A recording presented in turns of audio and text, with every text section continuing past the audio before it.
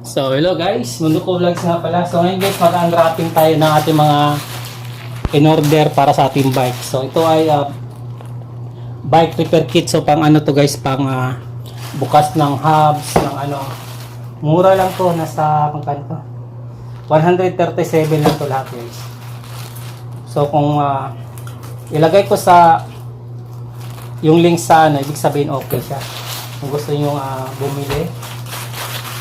Ito mabilis dumating to guys, shoutout sa seller nito guys.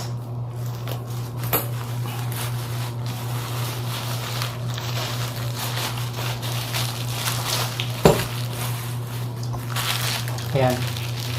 Ito siya pangtanggal sa cogs, saka sa ito sa alam ko sa crankset to guys, sa crank, pangtanggal sa crankset. Ito, ayan, kalimutan ko para saan to, parang sa ito sa cogs, ito ata yung sa ano, sa crank or doon sa bottom bracket. So bilhin natin dito is Shopee pala to.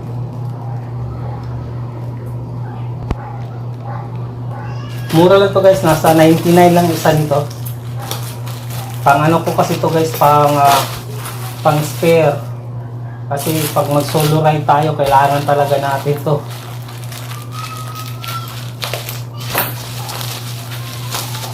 So, shout out sa seller. Maganda naman, sakto yung pinadala na sukat. Ayan, 26 inches na rim. Tapos yan yung pwede sa kanya, 1.2. Tapos tayo naman is 2.1. So kasya to para sa ating interior. Tapos yung ano nito, yung pito niya, yung pinili kong pito guys, yung ano luma na style kasi ayan, kasi yung saksakan dun sa atin luma din, ano tawag dito, malaki yung butas ng rim natin. Pag yung bagong pito yung nakalagay, maluwag masyado, nakatakot ako baka mapasukan ng ano, buhangin. Tapos ito naman, ito yung pang-repair natin sa ating hydraulic brake guys, para hindi na tayo papa-repair sa ating hydraulic, tayo na lang maglalagay ng ano, mineral niya or yung pinaka brake fluid niya. Ayan, ganda ng pagkatali kapag balot niya.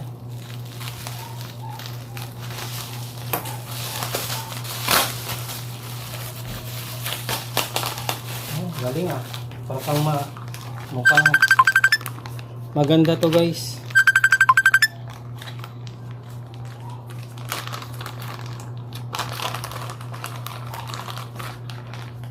So kompleto naman siya.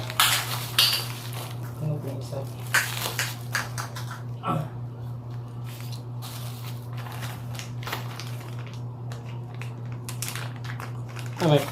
May kasama pa Ayan guys, tapos ito naman, so ito kailangan talaga din natin to pag gusto natin na mag-repair ng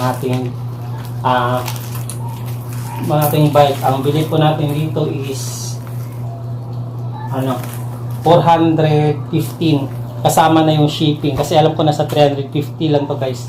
So kasama ang shipping, medyo mataas yung shipping. Local lang to guys, pero medyo matagal si seller nag-ship. Pero at least dumating naman din, maski pa paano. Siguro busy lang sila. Check lang natin yung quality ng gawa nila. Kaya, talaga guys, gusto ko talaga magkaroon ng kumpletong gamit sa pagbibisikleta para may ma-DIY naman tayo, hindi yung puro motor na lang yung dini-DIY natin. So review rito guys. Welding niya okay naman guys, wala naman tayong nakitang problema, hindi naman sablay-sablay yung pag-welding niya. So, pasado siya. Yun lang, ito kasi matagal talaga yung shipping nito, yun lang din ko sa kanya. Matagal siya na dumating sa akin. Tapos, dito okay din to. Dito lang ako nag-aalangan. Pero hindi siya ganun katibay. Pero ayos naman. Ito, okay din tong ano niya. Ito magkakasama. Ito, malalaman na lang natin to guys pag matry na natin talaga sa trabaho. Kung maganda ba yung fit niya, kung hindi ba maluwag. Yun lang yung ano natin. Aanuhin natin dito.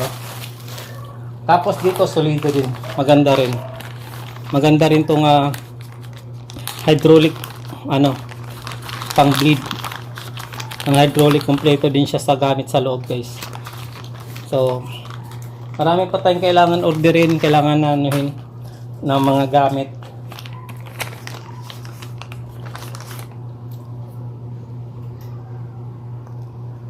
Ayan.